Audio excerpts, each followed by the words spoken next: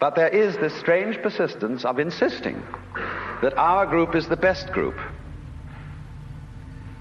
And I feel that there is in this something peculiarly irreligious, and furthermore it exhibits a very strange lack of faith. Because I believe that there is a strong distinction between faith on the one hand and belief on the other. And belief, stated, say, in the Creed, is a fervent hope that the universe will turn out to be thus and so. And in this sense, therefore, belief precludes the possibility of faith, because faith is openness to truth, to reality, whatever it may turn out to be. I want to know the truth. That is the attitude of faith. And therefore, to use ideas about the universe and about God as something to hang on to, in the spirit of Rock of Ages cleft for me, and there's something very rigid about a rock. And we are finding our rock getting rather worn out in an age where it becomes more and more obvious that our world is a floating world. It's a world floating in space where all positions are relative and any point may be regarded as the center.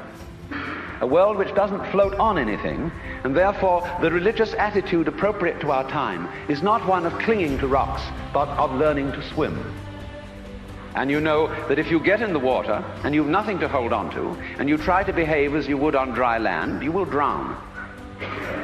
But if, on the other hand, you trust yourself to the water and let go, you will float. And this is exactly the situation of faith. The Christian proverb is that man's extremity is God's opportunity. And so people, in other words, have to get desperate. Imagine the idea that the moment you were born, you were kicked off the edge of a precipice, and you're falling. As you fell, a great lump of rock came with you, and is traveling alongside you. And you're clinging to it for dear life, and thinking, gee, I've got to hold on to this, you see?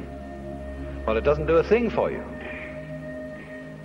And it's only making you anxious. And it's only when you understand that it doesn't do a thing for you that you let go and relax. So everybody's in this situation. We're all completely insecure. We're all headed straight for death as if we had been condemned by a judge. And yet here we are all clinging on to things. And we have all sorts of alibis for doing this. We say, well, I have responsibilities for my dependents and I've got to cling on. But all you're doing is you're teaching your dependents to cling the same way as you are.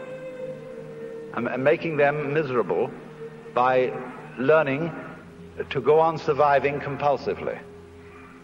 So the thing is, same way, if you're caught in a torrent and you try to get out of it by swimming against it, you'll just wear yourself out and you're still carried along with it. So the sensible thing to do is to turn around and swim with it. And if you want to get out of it, swim towards the edge. But go with it. Same way when you're sailing. Always keep the wind in your sails. If you want to go against the wind, tack. But use the wind. So it's this way, you know. We're all in this great stream of change, which we call life. We are the stream. If you imagine you're separate from it and you're being carried along by it as if you were a cork, that's a delusion. You're a wave of the stream itself. So get with it.